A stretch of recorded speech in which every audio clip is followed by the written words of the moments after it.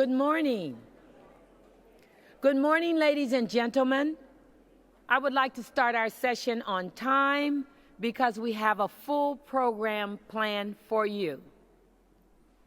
I'd like to, before I get started, say if we have any deaf individuals in our audience, we do have interpreters available, so you can govern yourself accordingly. Good morning and welcome to the 2012 AERA Distinguished Lecture. It is an honor to introduce this year's 2012 Distinguished Lecturer, Dr. Joanne Archibald. Let me say just a few words about her and why she was selected to be our lecturer this year. Dr. Joanne Archibald is the Associate Dean for Indigenous Education, the Director for the Native Indian Teacher Education Program, and Professor in the Education Studies Department on the Faculty of Education at the University of British Columbia. Joanne received a bachelor's degree in education from the University of British Columbia, a master's of education degree, and doctorate of philosophy from Simon Fraser University. At UCB, Joanne has also held the position of Director of the First Nations House of Learning from 1993 to 2001. Before joining UCB, Joanne taught elementary school and worked at the Coalisto Cultural Education Center as a curriculum developer. She worked with teachers, elders, cultural knowledge holders, and staff from this cultural center to develop the first curriculum on the culture of the Stalo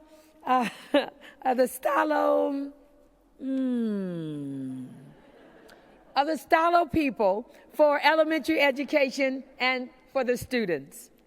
Joanne has held the development, she has led the development of various curricula for use at regional, provincial, and national levels, such as substance abuse prevention, HIV/AIDS awareness, and school students' Aboriginal heroes.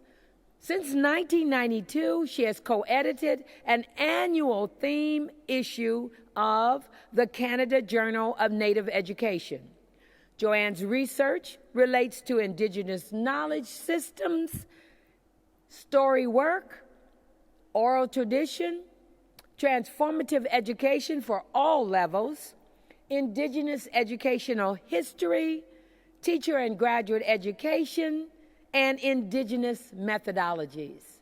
She is a jack of all trades. Joanne received a Canadian National Aboriginal Achievement Award in the year 2000 for her work in education.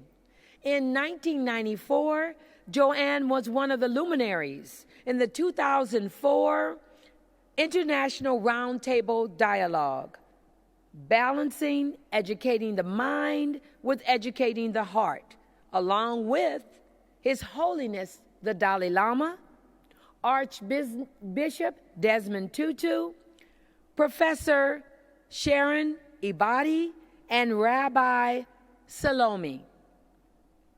She is the author of the book Indigenous Storywork, Educating the Heart, Mind, and Body and Spirit, published in 2008 by UCB Press. Is there any wonder why it is my pleasure and my honor to invite to the podium at this time Dr. Joanne Archibald, the 2012 AERA Distinguished Lecturer.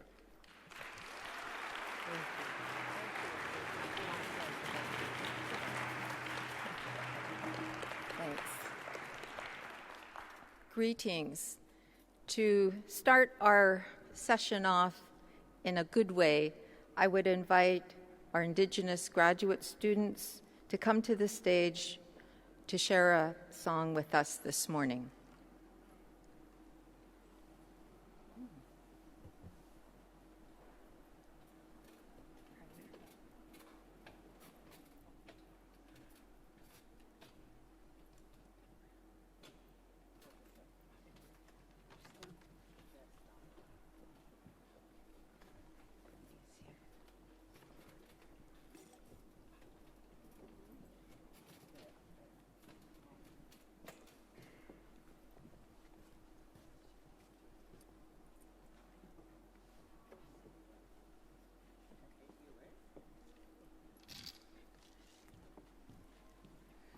Bonjour, ma kwakagan inimigid, a meknadodam, my higanadodam, and Anishinaabe Medekwe. It's our pleasure to clear the space, to clear our minds, our bodies, our spirits for the good work, hear the good words for our mentor. I know people come from all over the world to work with Professor Archibald, and her leadership is exemplary. And so what I've learned from the Stalo people is to learn the songs, the appropriate songs from the land, because the land teaches us our languages and our songs. And so part of our goal in education is to be ready to go back home. So, miigwech.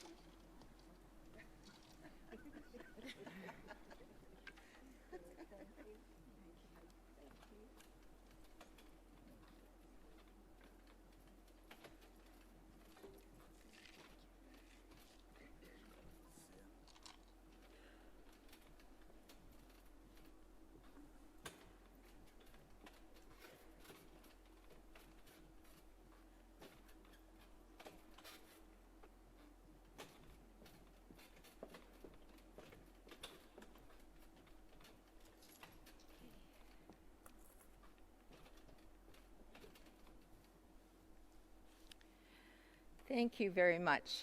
Songs from the heart.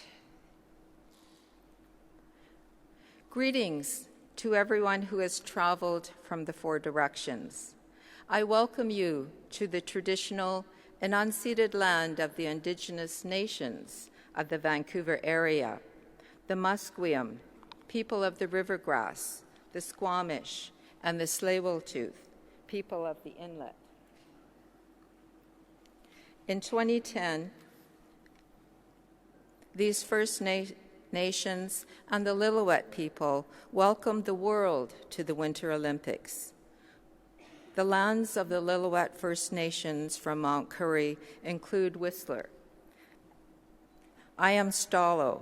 I grew up in the Stalo First Nation in the Fraser Valley, just east of Vancouver. Stalo means river. Our lifeways have been and continue to be very connected to the river systems and the resources of the rivers. My Indigenous name is Kwam Kwam Huyam, which means strong, clear water. I start my presentation with this video produced by the 4 host First Nations that are shown on the drums. This video shows Canadian Indigenous peoples' sense of place, pride, and culture. The 4 First Nations assumed their responsibility of being good hosts to those who entered their lands, and they shared aspects of their culture during the Winter Olympics. I return to the important notions of place, pride, and culture throughout my presentation.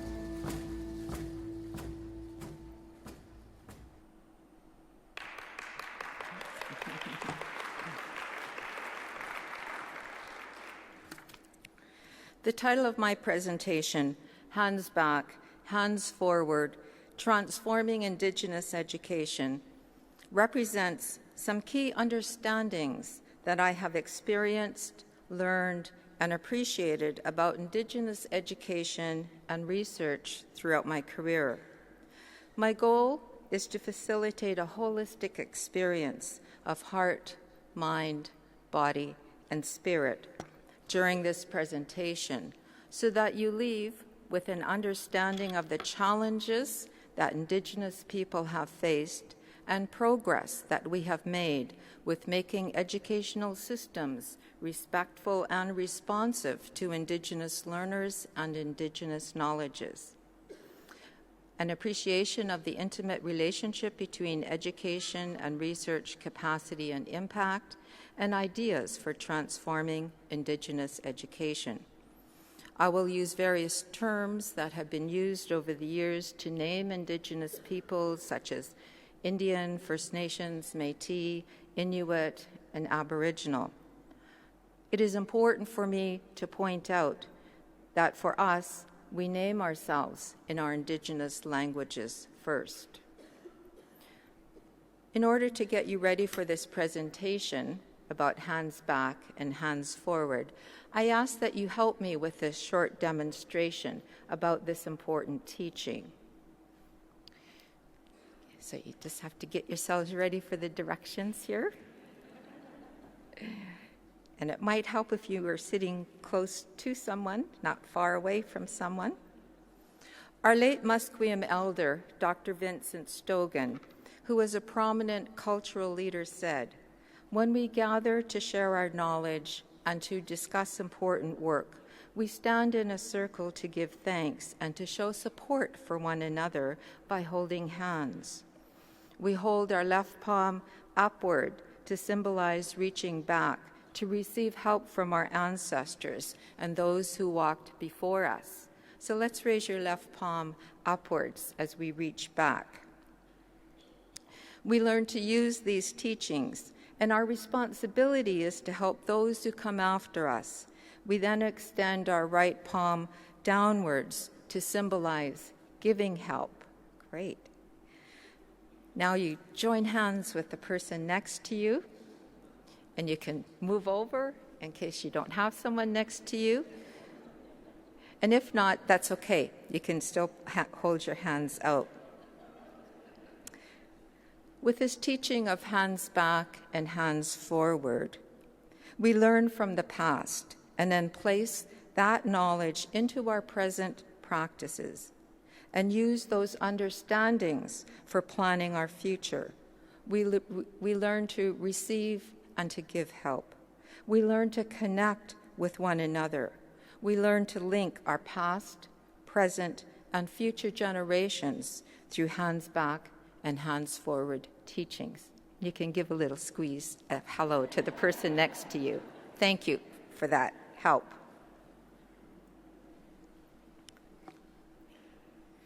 Today, I will use hands back to examine some difficult aspects of Indigenous history in Canada and return to Indigenous knowledge and stories that have helped us keep our sense of place, pride, and culture.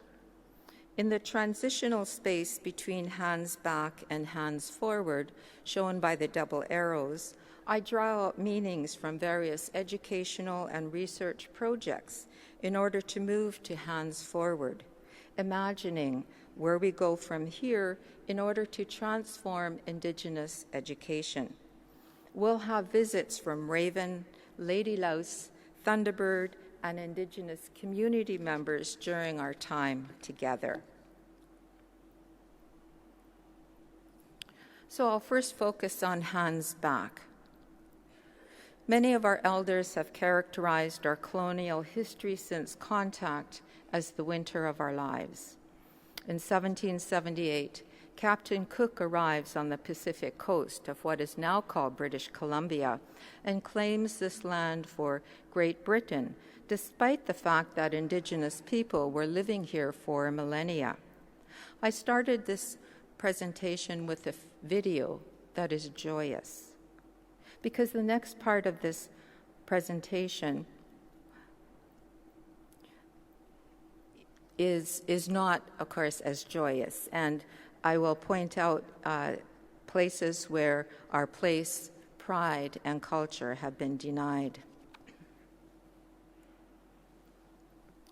Much of our vibrant culture, such as language, spiritual practices, ceremony, cultural gatherings, stories, and songs were suppressed through law and education. The movement to separate First Nations, Métis, and Inuit children from their families began with the introduction of the residential schools that were run by church organizations. Over a 100-year period, approximately 150,000 Indigenous children were sent to these schools. Many experienced trauma that included physical, sexual, and emotional abuse. Imagine being separated from your siblings, forbidden to speak your language. Imagine being told that your language and culture are heathen. The social, emotional, spiritual, and educational impact is intergenerational and personal. My mother attended a residential school where much of the day was spent in cooking, cleaning, mending clothes, and very little time was spent learning to read, write, and do mathematics. In Canada, a Truth and Reconciliation Commission has been convened, and they are now listening to former residential school survivors' stories and publishing research about residential schools. Sharing stories is part of the healing process, and it creates awareness of this colonial devastation that generations of Indigenous people have experienced. Coupled with residential schools is a legislation that denied Indigenous people the right to practice parts of our culture that form the core of our personal and collective cultural identities. Imagine being sent to prison for having potlatches, gatherings, that had the purpose of educating, practicing, and passing along values, history, culture, caring for and helping one another, stories, songs, and dances. Imagine having your treasures, such as totem poles and carvings that represented family kinship and history, burned, confiscated, or stolen, only to be found in other countries' museums many years later. Another colonial attempt to separate Indigenous children from their families has been called the 60s scoop in Canada and the stolen generation in Australia. In 1983, Patrick Johnson coined the term the 60s scoop to describe the large numbers of Canadian First Nations and Métis children who were scooped up by social workers, often without parental consent, taken into care and adopted by mainly non-Indigenous families in Canada and the United States. Cray and Fournier estimate that 20,000 First Nations and Métis children experienced this scoop. In Canada, Indigenous people did not have the right to vote in federal elections until 1960. In British Columbia, the majority of the land has not been surrendered, ceded, or negotiated through treaty. We do have modern-day treaty making that is taking decades to negotiate, and only a handful are completed to date. Some First Nations refuse to negotiate a modern-day treaty and maintain a sovereign perspective over their lands. We have approximately 30 tribal councils, 200 Indian bands in British Columbia, which comprise a portion of the Aboriginal population. The Canadian 2006 census indicates that Indigenous people who identify as North American Indian, or we might say First Nations, Métis, mixed blood or Cree French kinship, and Inuit comprise 3.8%, or just over 1 million of the Canadian population, with more than half of this number living in urban areas. Approximately 48% of the Aboriginal population is under 25, and the Aboriginal children and youth are the fastest growing segment of the Canadian population. Canadian society needs to be concerned about the educational success of this emerging population of young people. Our success will serve the public good immensely. The completion rate for high school and post-secondary education is one of the usual indicators of success or failure, but one must ask, success on whose terms? Whose definition of success? And whose measures of success? I believe these questions are ones that need to be addressed in cooperation with Indigenous community members. Based on research and educational projects that I have undertaken with Indigenous parents and community members over the years, they are concerned about graduation rates. However, their conceptualization of success includes their children's cultural integrity and self-identity, cultural knowledge and language, feelings of belonging and confidence, which they feel are critical to their children's success and important for the framing of the definition of success. Over the years, some progress has been made about the graduation rates. I use a personal example. When I graduated from high school in the late 1960s or so, the completion rate of Indian students was approximately 6%, according to Hawthorne, 1966. Now, 40 years plus a bit later, it is close to 50%. But we must ask ourselves, would we be satisfied with 50% high school completion rate for our general population? Of course, we must also question the quality of education that our learners experience. The point of our colonial history is that we know that a pervasive set of assimilationist policies and practices have been in place in various educational systems over a very long period of time that have resulted in these systems not being as successful as they could be with Indigenous learners. As difficult as our history has been, some Indigenous elders and cultural knowledge holders have kept the embers of Indigenous knowledge alive in their hearts and in their minds. They have passed on these Indigenous teachings through stories and intergenerational mentoring. At times, the next generation has had to recreate some of their Indigenous knowledge based on what they have remembered and observed. At times, they have had to be innovative in using new material or adapting approaches to fit the contemporary context. However, an important consideration is to maintain the integrity of the timeless Indigenous values and teachings. As we look to transform Indigenous education and research, we are challenged to bring tradition and change together in ways that are meaningful and beneficial to learners and Indigenous communities.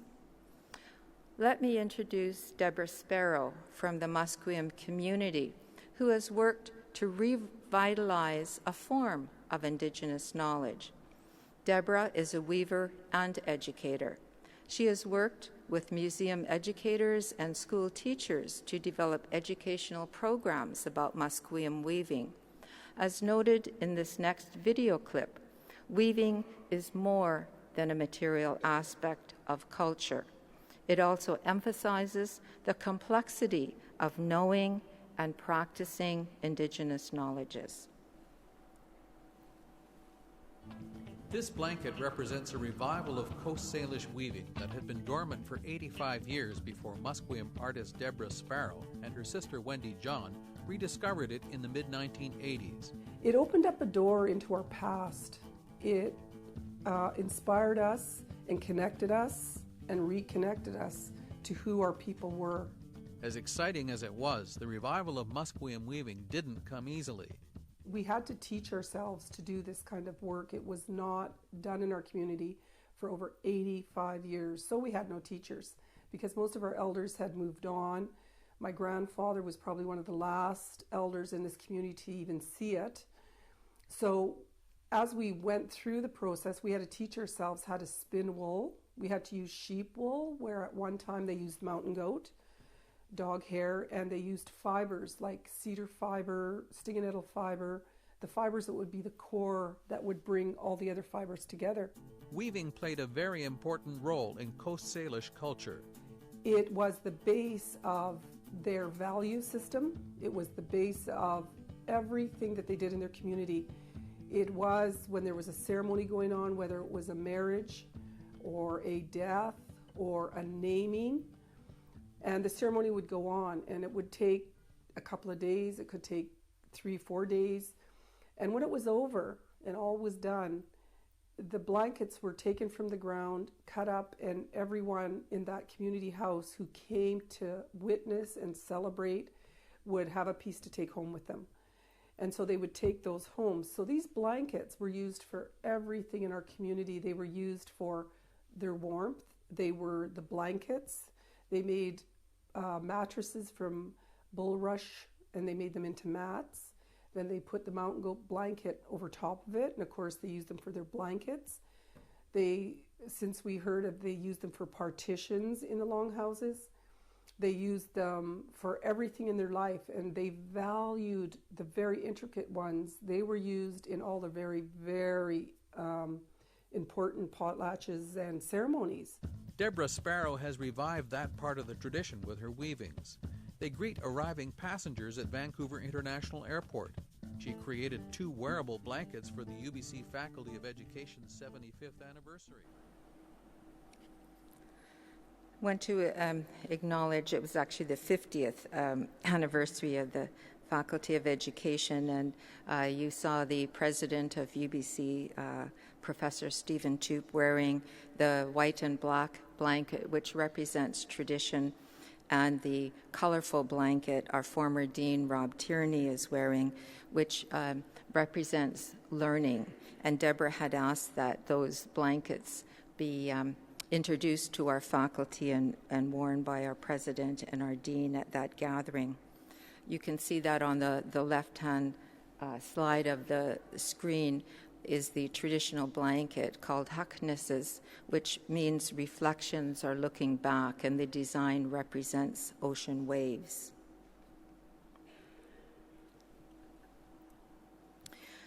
When we look back to Indigenous traditional educational practices, stories were at the core.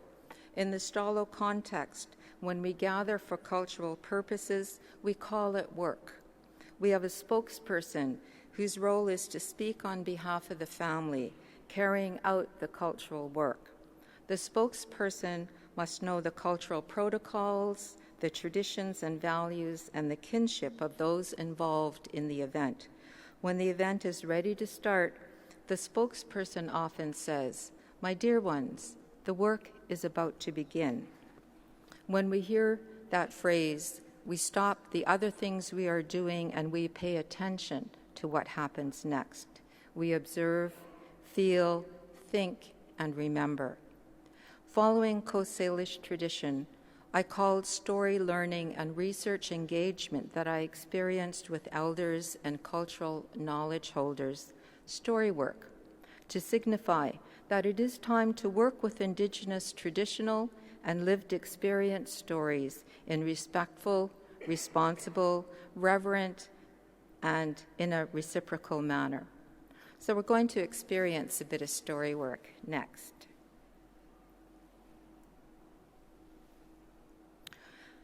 This story was told by Native American elder Vi Hilbert of the Upper Skagit people of the Puget Salish in Washington state. The Salish people have similar traditions, such as living in longhouses.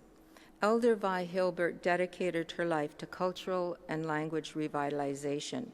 She was a wonderful storyteller, and she used this story to teach those who were interested in learning about storytelling. She gave permission for people to tell this story, and she encouraged listeners to make their own meaning. In Indigenous stories, tiny creatures may play important teaching roles. The story that I will share is about a little creature named Lady Louse. So I'm going to start to tell this story, and I just want you to kind of get comfortable and use your imaginations a little bit. One day, Lady Louse went into the longhouse in her community. When she looked around the longhouse, she felt sad. It had not been cared for in a long time. There was dust on the benches, and it needed repair. She started to remember a time when the longhouse was filled with people who came to witness and experience potlatches, feasts, naming, wedding ceremonies. They told stories, sang songs, and danced. They talked about family history and reinforced important values that were to be carried on by the extended families and their communities. Lady Louse thought it was time to bring back these traditions. She decided that the first thing she needed to do was to clean the longhouse. So she found her tiny little cedar broom, and she started at one end of the benches, and she started sweeping away with her tiny little cedar broom, thinking about all the work that she had to do. And she was remembering all those wonderful potlatches and deciding that it was time to have that in the longhouse. And the house had to be clean, and she thought of all the many other things she needed to do, and that made her sweep faster and faster because she had so much to do. And as she was doing that, the dust started to rise. But Lady Louse was so lost in her thoughts, sweeping away, and the dust kept rising, that as Lady Louse got to the middle of the longhouse, there was so much dust that she got lost. So that was Vi Hilbert's story about Lady Louse getting lost in that dust. You know, the first time I heard that story, I guess I identified with Lady Louse, and I thought that, you know, I felt like Lady Louse at times when there's just so much work to do and you just get so busy, you know, sort of forget about maybe doing things with the family or taking time, personal time for oneself. Then later on, I started to think that that dust was like the colonial dust that has covered Indigenous people over the years, and that has covered our Indigenous knowledges and our traditions.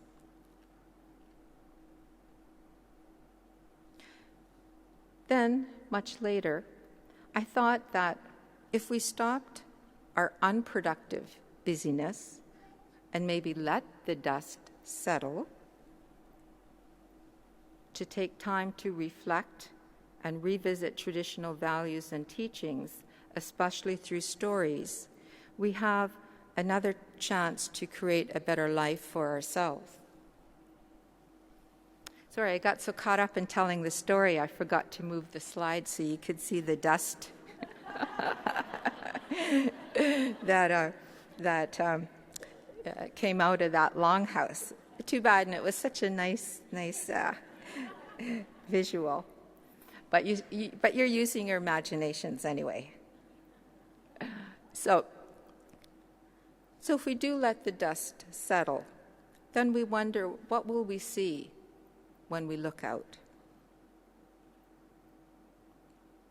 And maybe we think that perhaps we could work alongside the Lady Louse to create significant changes for Indigenous education. We can also look to those who worked in productive ways to make such changes.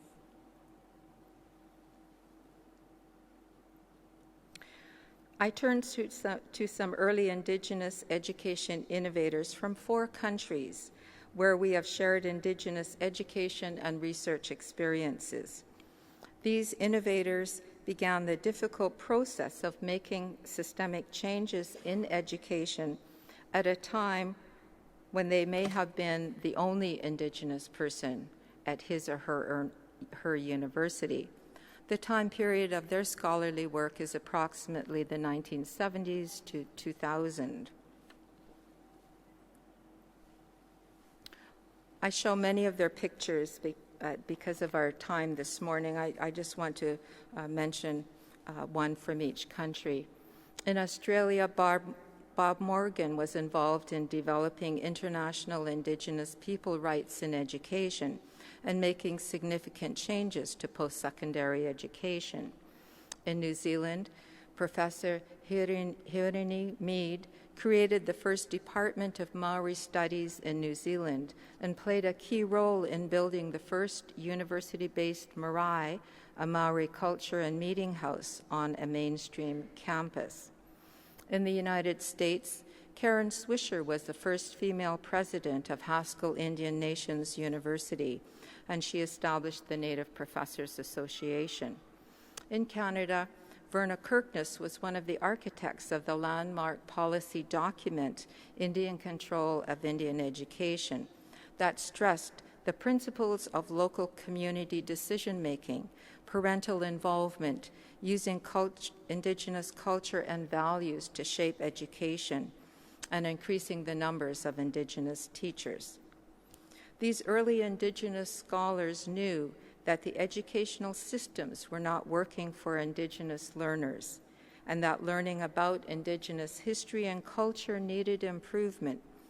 They took action by changing educational systems by establishing policies, major programs, and student services that were relevant to Indigenous communities and learners.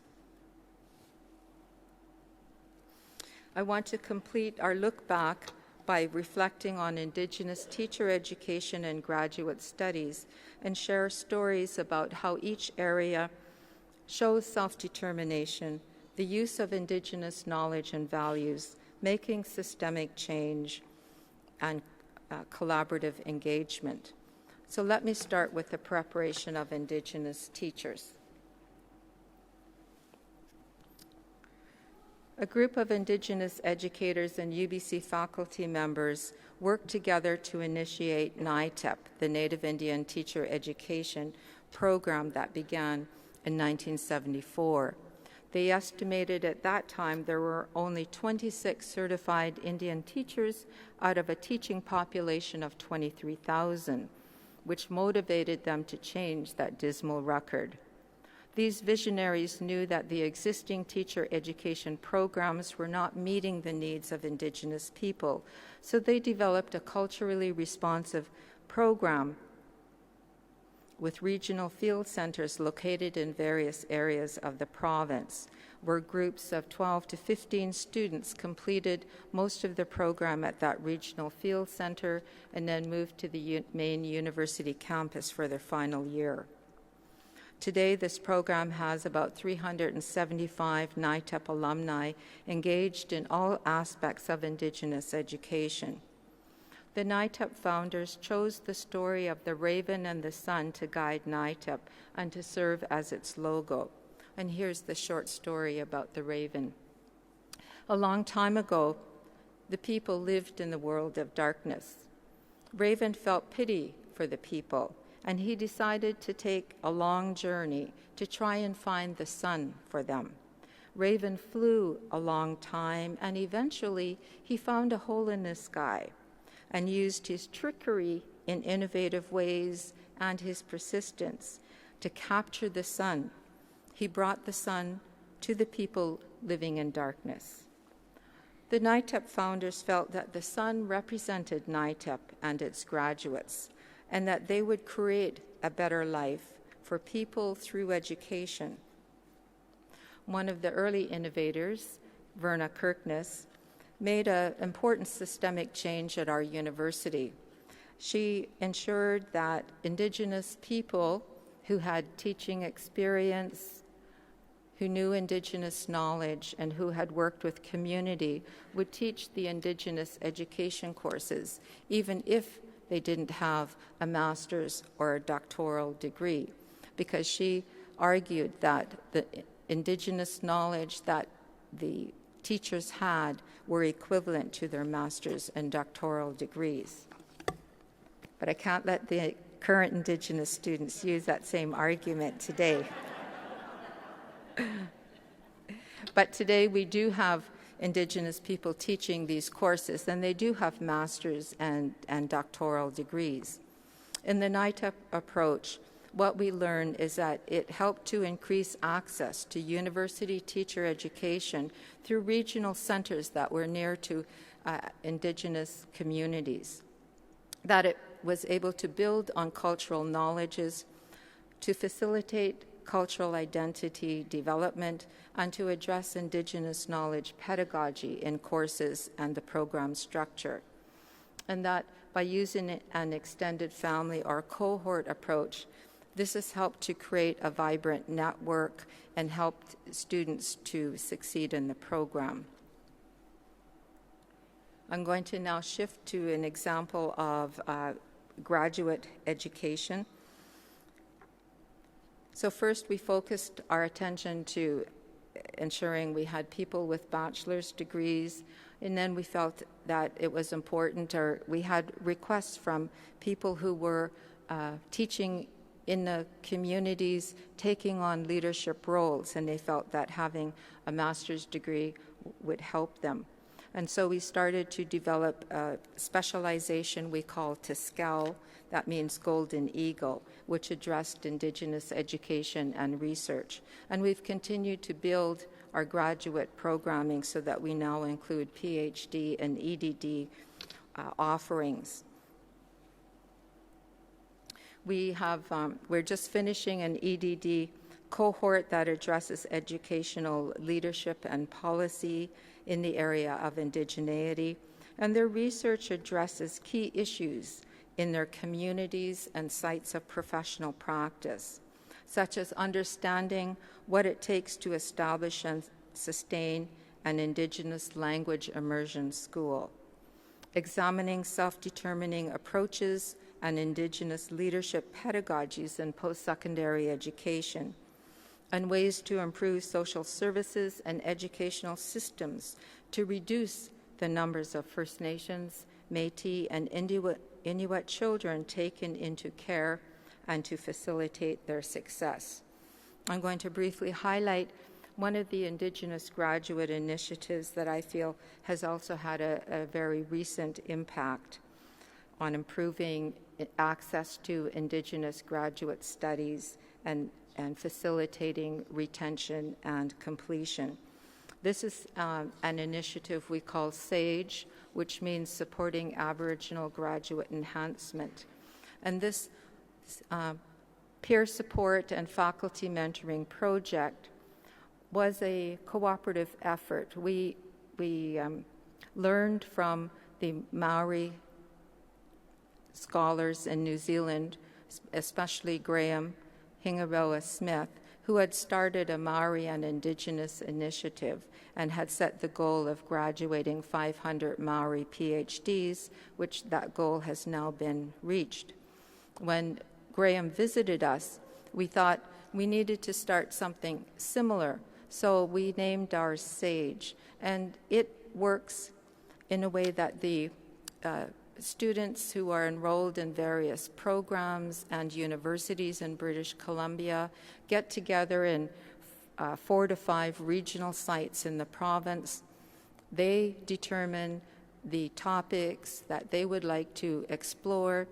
They decide on the type of mentorship that they need, and then we ensure that faculty members are available to assist in whatever way is needed. And since we've started the SAGE initiative, we've had over 350 master's and doctoral students participate in SAGE. And some of the SAGE members have completed a doctoral degree and now serve as SAGE mentors. So it's a perfect example of hands back, hands forward, and the intergenerational approach to helping one another succeed through graduate studies.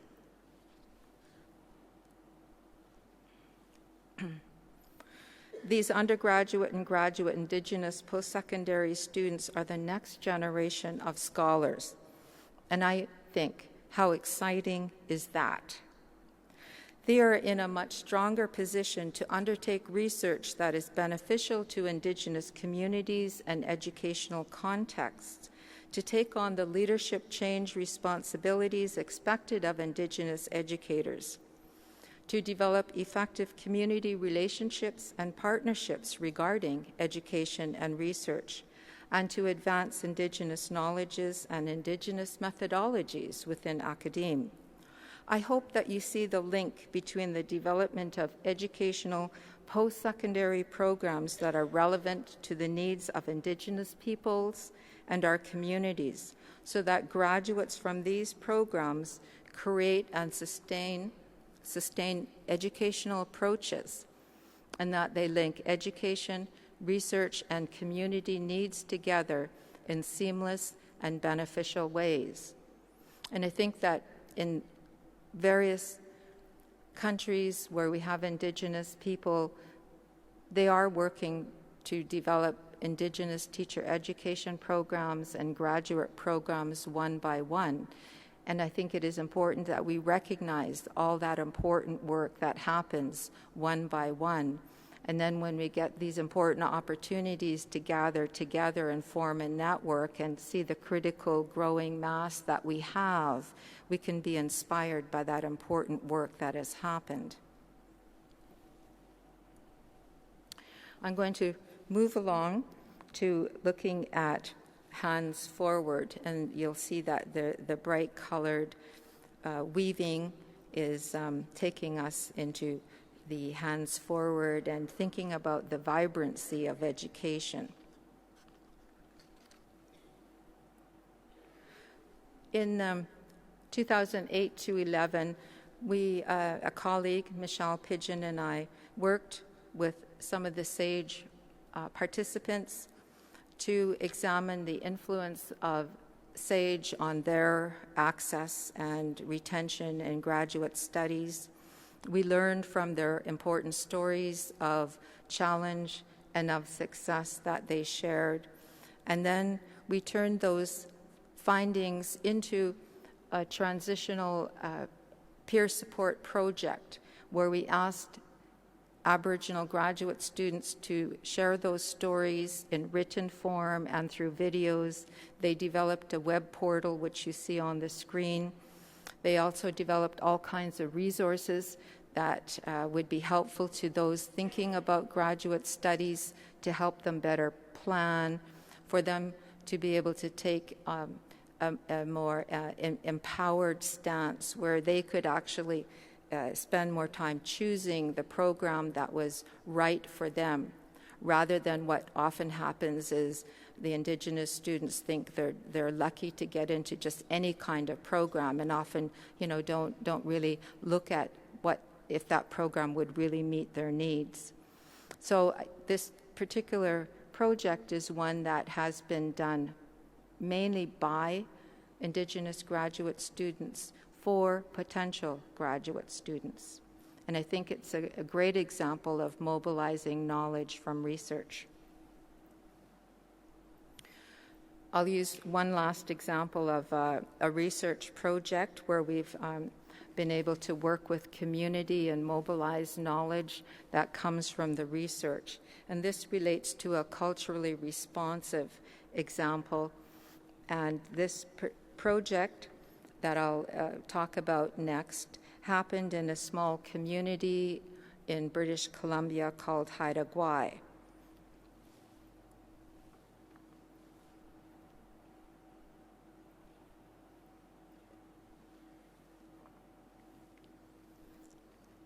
My colleague Cynthia Nicol from the Faculty of Education at UBC was a lead researcher on this project and had worked for many years in the Haida Gwaii School District teaching mathematics. And the community had been concerned, about math learning, and they wanted to find ways to improve math learning success for Haida children, which comprised 60% of the school district population, and they were also interested in ensuring that Haida culture and knowledge was included in a more integral way in the school district. And so with this particular project, we called it Transformative Education for Math Learning or Team Learning. And what we did here, we spent about 3 years working with teachers and focusing on helping them bring together math, culture, and community.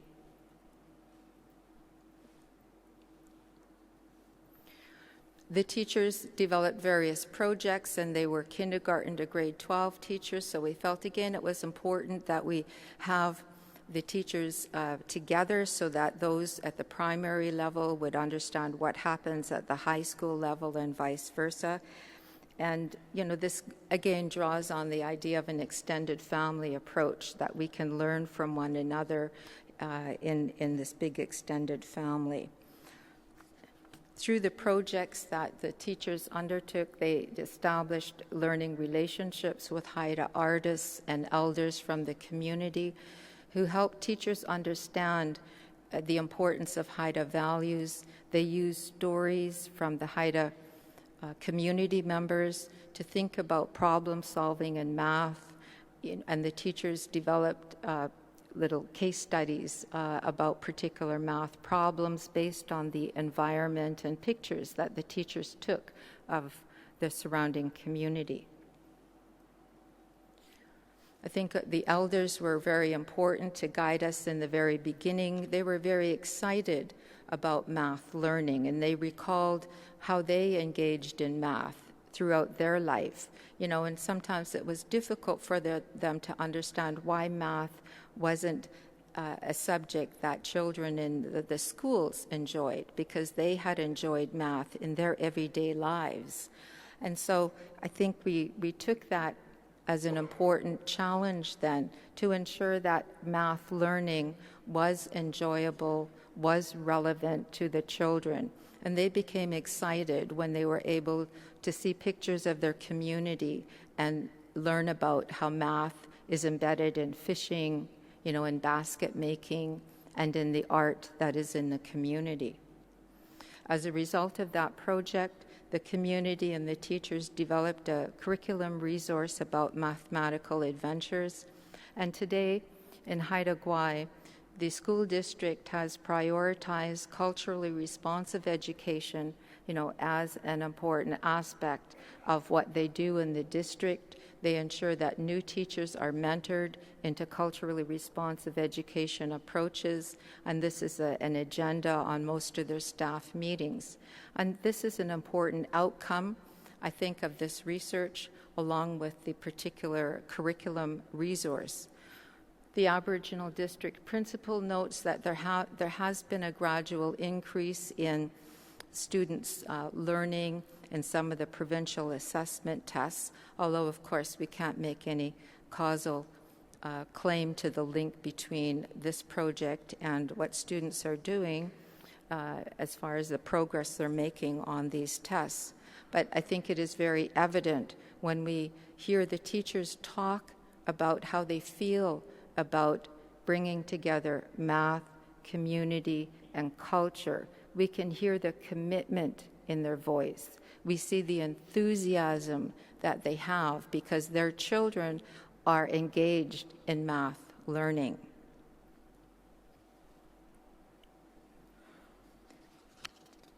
This slide shows, you know, a number of factors that I feel we have been able to identify through various kinds of case study research related to schools that have experienced some success with Indigenous learners.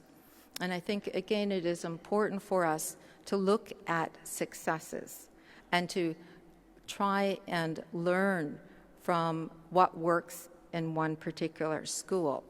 And there have been a number of case studies completed in Canada about successful Indigenous schools. So what I've done here is I've drawn out some of those particular factors, and I think together we can weave these into an approach, perhaps, that is more of a transformative approach to result in improved success for these particular schooling systems. I just will briefly mention some of these. We've talked already in this presentation about the importance of local control, community involvement, you know, that schools who develop partnerships with community organizations have additional resources and help for what they do in the school. that the leadership of the community, of the principal, of the teachers, is very important, and their commitment to culturally responsive education is very, very important. The caring teachers and Indigenous teachers and elders, I think, are central to ensuring that there is that success, there is a welcoming environment in the school, and that teachers who care about their students, who care about Indigenous knowledge, make a difference to how students feel in that school and how they think about their learning.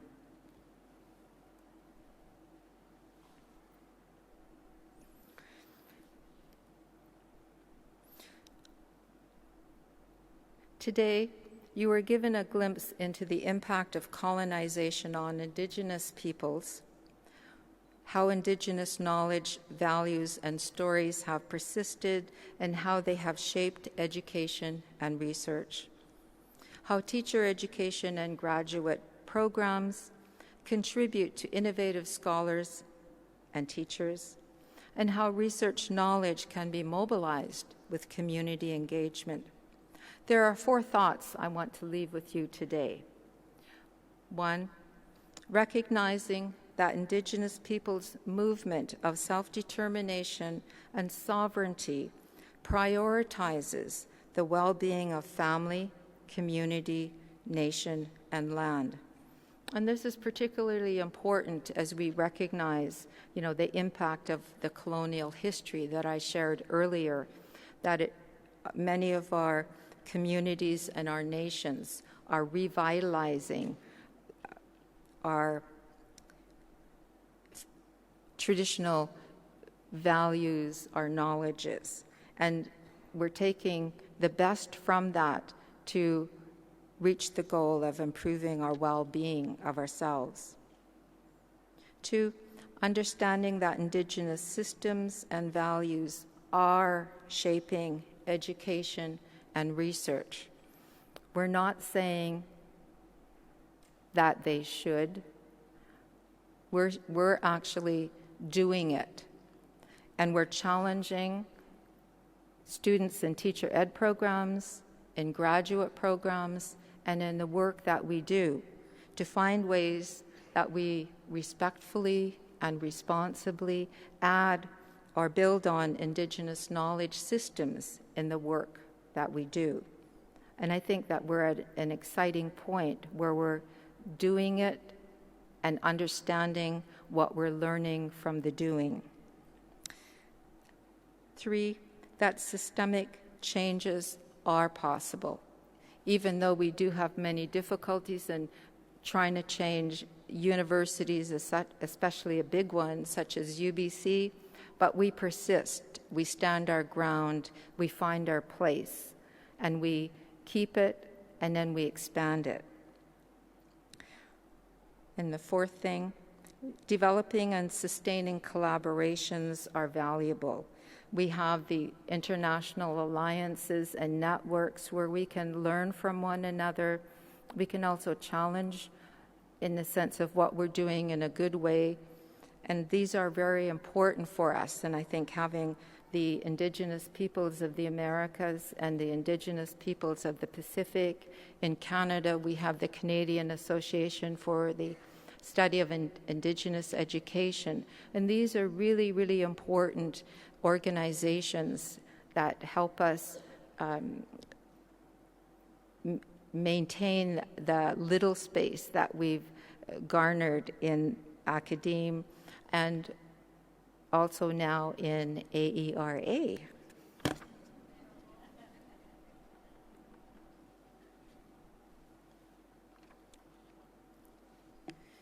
Many Indigenous cultures consider the thunderbird to be the most powerful, supernatural, mythical being. It challenges us to reach beyond our potential in order to engage in transforming actions that are needed for quality Indigenous education. Grand Chief Ed John from the Carrier Nation, a prominent BC First Nations leader, said that the time is right for us to be part of the educational movement for Thunderbird Rising. Tahltan artist Alano Edzerza created this artwork to symbolize this challenge, Thunderbird Rising. As a Thunderbird rises, it reminds us that early educational innovators and the current generation of scholars that have made I'm just going to start this again. As the Thunderbird rises, it reminds us of the important work that the early educational innovators and the current generations of scholars have made, and of the educational progress that we have witnessed to date. However, the Thunderbird also challenges us to do more with what we know. We are at an important juncture in time where a critical mass of educators, scholars, policymakers, community leaders, Indigenous and non-Indigenous, can put our hearts, minds, actions, and commitment together to make Thunderbird-like progress. For those who have attended this session, I hope that you leave here with a feeling of being welcomed to Indigenous lands. And now that you know something about our past and present, you have a role to play in the future of Indigenous education to do something with what you know. Now is the time to act boldly and collaboratively. I thank AERA President Arnitha Ball for her bold leadership in creating a prominent space in 2012 AERA for Indigenous education with the opening plenary, this particular lecture, and other presidential sessions. I close this presentation with some thoughts from a community member, Pat McCocus from Alberta, who shares Indigenous perspectives about our children, who are our future. Thayland is a 5-year-old Indigenous boy who will soon enter the K-12 educational system, and he also will enter into our thoughts, our hearts, and our minds in this video. And I wonder, will he benefit from hands back and hands forward teachings? Will he experience a better education because educators and scholars are doing more and doing better with what they know? So let's hear the last words from 2 community members.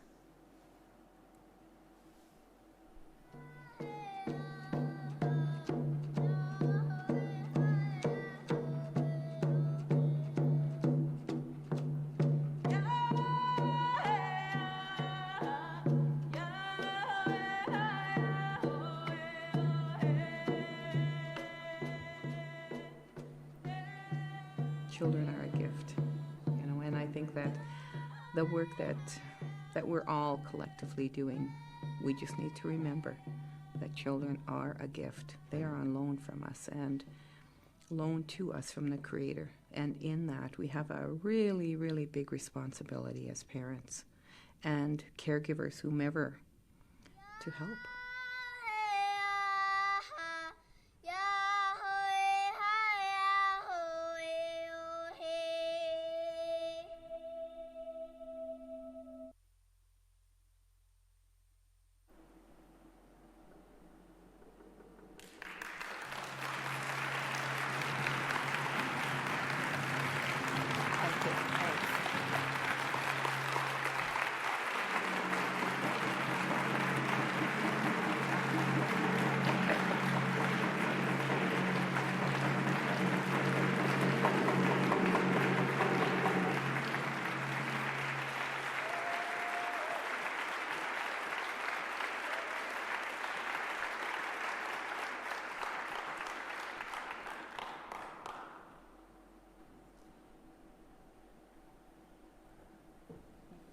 We're going to end with our graduate students.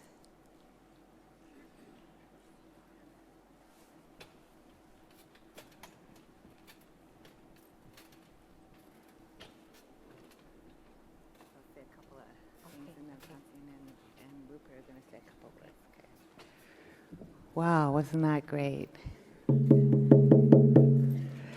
My English name is Alana Young. I come from the Paskwayak Cree Nation in northern Manitoba, and I've been a visitor here since 1990 and associated with the initiatives at UBC, First Nations House of Learning, Faculty of Education since 1995.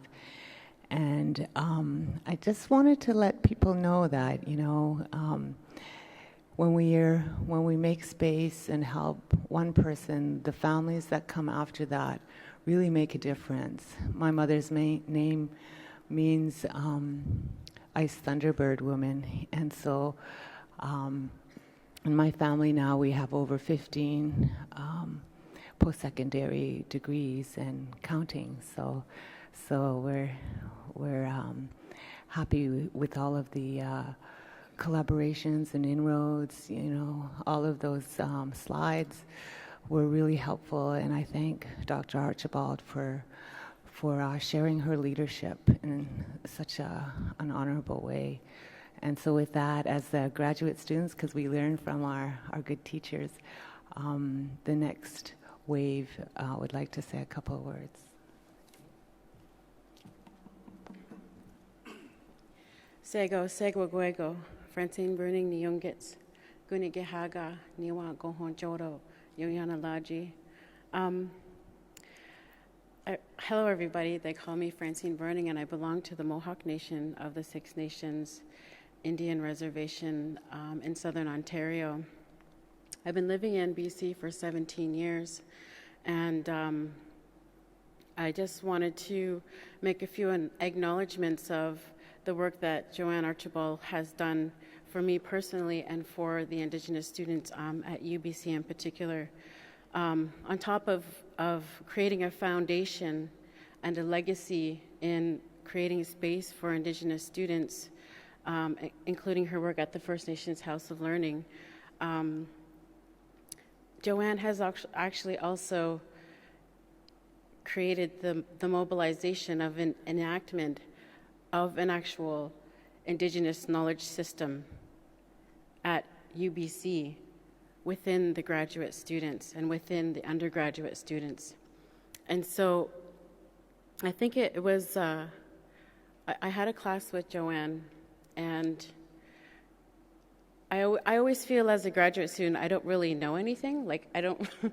I'm like, what is it that you've learned throughout your educational program or your career? And it's like, well, I don't know. I don't really feel like I don't really know anything. And I was having a conversation with somebody from the settler community, and I just started to talk about all of the things that were problematic with what they were saying and educating that person. And it's a lot of the work that we have to do as Indigenous people.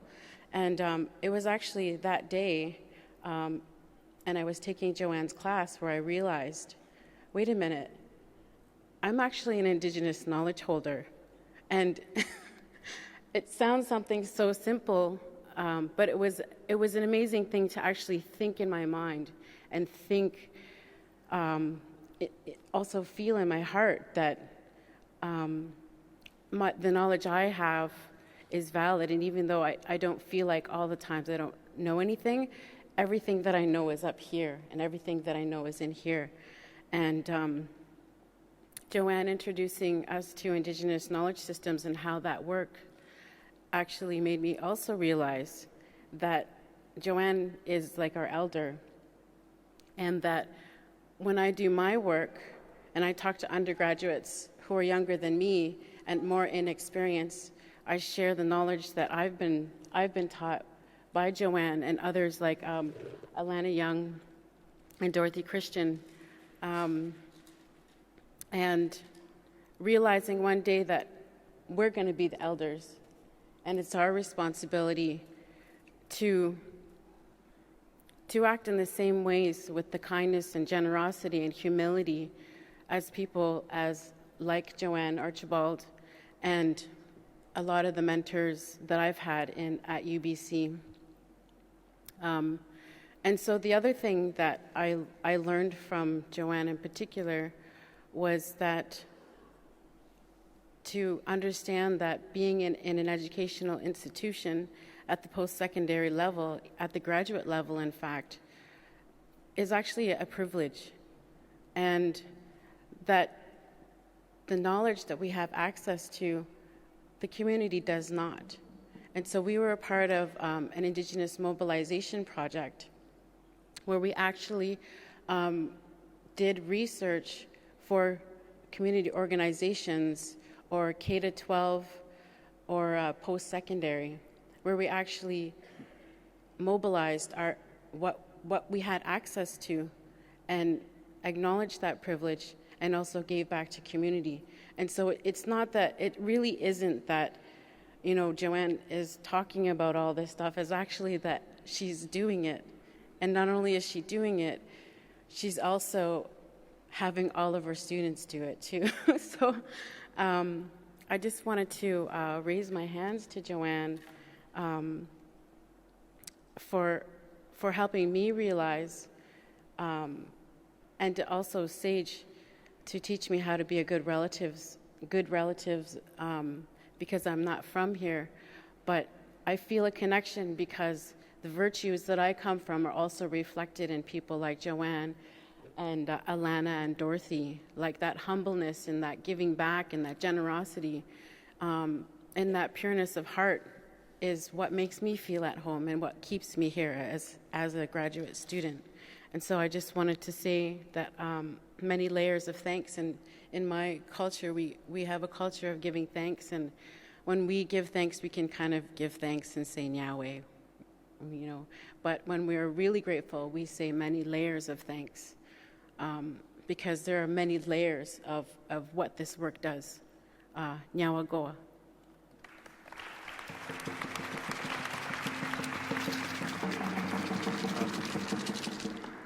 Gelakasla, hello. Olak Alan Mutla, Gachins, Coast Salish, a grateful visitor, guest on the Coast Salish territory. Nugwa Rupert Richardson. My name is Rupert Richardson. Gaiklinlach, Guskumuk, Nuchal, Chippewa, Luno region. I come from the Bellacoola, Quetzino, Chippewa, Norwegian nations. And I just want to acknowledge and thank Joanne for all the teachings that she's shared that come from her and her elders. I've been taught the importance of listening with 3 ears, the two on my head and the one in my heart. And as I sat in the audience today as a witness, I realized how important it is for me to remember the teachings that she's shared with us today and throughout the 10 years that I've known her. I'm a graduate of the Native Indian Teaching Education program, and I'm also just starting studies as a graduate student. I think of Joanne as one of my elders, as a healer, as a mentor, and as a friend.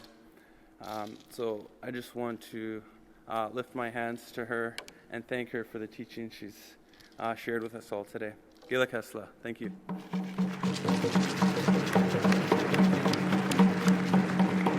So we're going to sing the song now.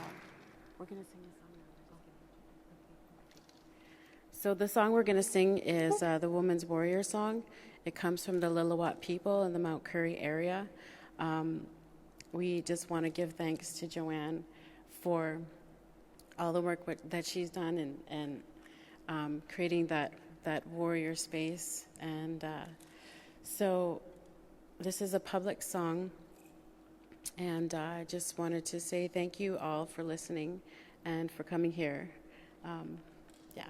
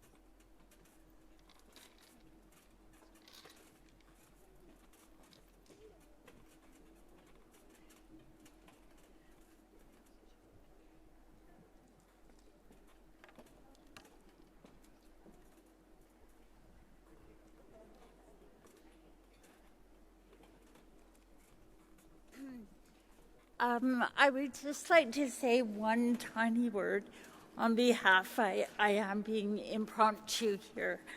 I would just like to say that Joanne knows me as being very, very to the point and very assertive with my words.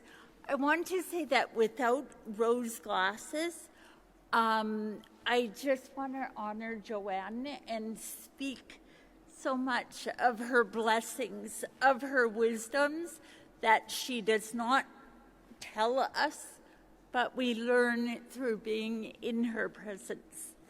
My name is Donna Lester Smith, and I am Métis Algonquin. I want to thank you for listening to us.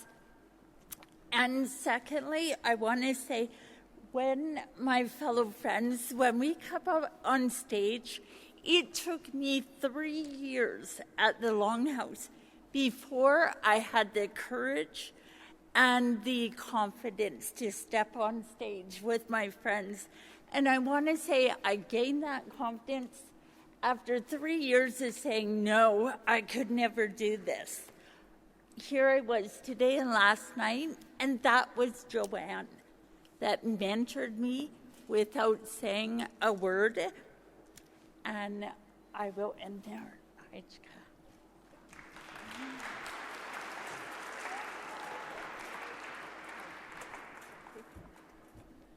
She spoke of many countries and many people that she has worked with. There was one missing, México. Muchas gracias, Joan. Muchas gracias por tu trabajo. Muchas gracias por honorarnos, por guiarnos, por ayudarnos a voltear a ver a nuestra familia, a nuestros ancestros. Thank you very much with all my heart.